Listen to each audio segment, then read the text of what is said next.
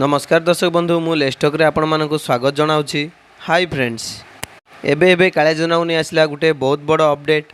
Friends, आपण माने जानी थिबे कृषक मानकर उन्नति पई आम राज्य सरकार कालिया योजना आरंभ करा जायछि।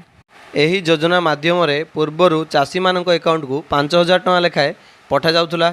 ता परे एहाकू कमे दिया जाई वर्ष को 2 थर 4000 टका पठा दिया जाउछि।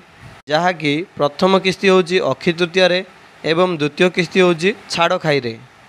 जहाँकि एबे कालिया योजना नहीं बड़ घोषणा कर जहाँकि मु आपण मानकु संपूर्ण भाव में कहीदेवी। वीडियोटी स्टार्ट करिया पूर्व मोर गोटे छोटिया अनुरोध, जहाँकि आपण माने सर्वप्रथम वीडियोटी को लाइक कर दिंतु।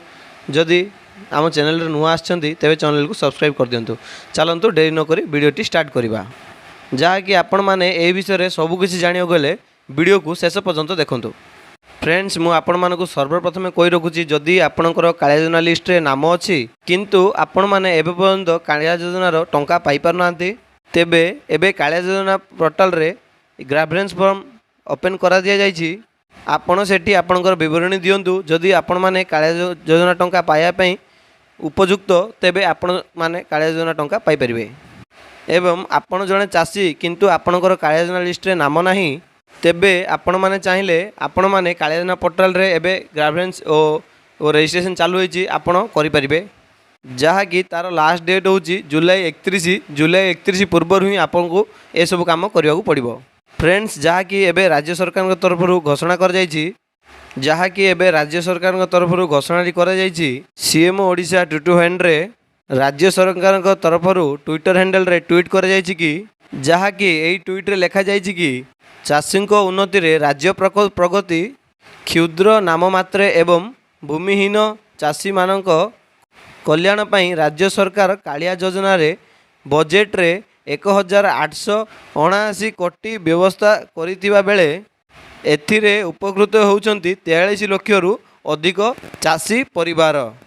आपण एई ट्वीट आपण स्क्रीन माध्यम में देखि पारुथिबे। जहाँकि कहबाकू गले कालिया योजनार बजेट मध्य सेट करा जायछि।